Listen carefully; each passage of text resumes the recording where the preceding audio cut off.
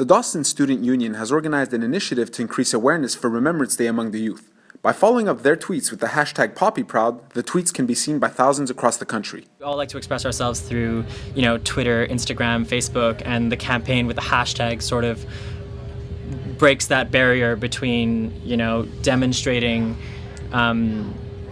your remembrance, demonstrating that you remember these veterans, physically and then also on the web.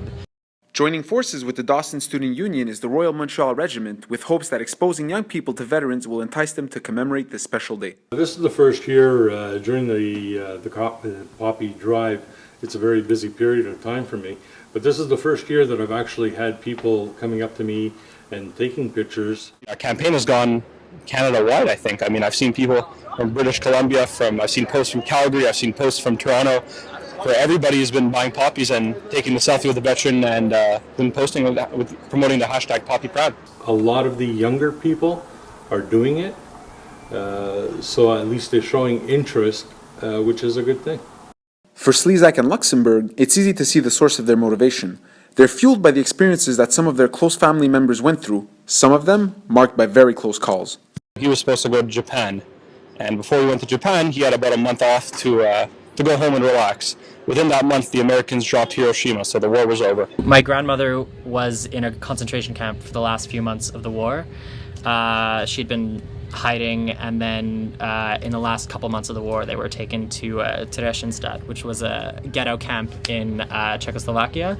In an age where technology has taken over just about anything, especially with kids from Generation Y, it begs the question, why hasn't anyone thought of this earlier?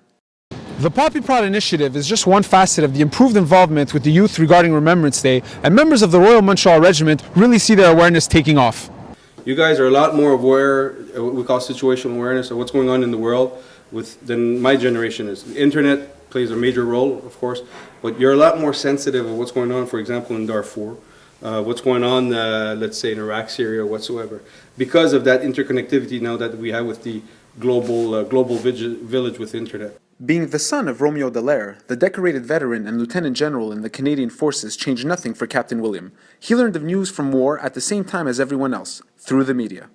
Most of the infos I got post-Rwanda, especially with post-traumatic stress disorder, was all through the media. So a few of his, the suicide attempts and whatsoever, we learned it the same way as anyone in the Canadian public learned it. Remembrance Day was also a moment to reflect on those who just didn't come back, unfortunately, due to war or due to conflict, but especially to look forward to, to achieve stuff that they can't achieve due to the fact that they're not with us anymore.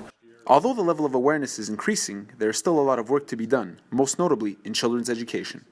But the average person going through just through secondary school, I find it is very lacking their concept of what history is. It's so unfortunate that just because it's not as prevalent as it used to be, people being affected by this, that they seem to forget it.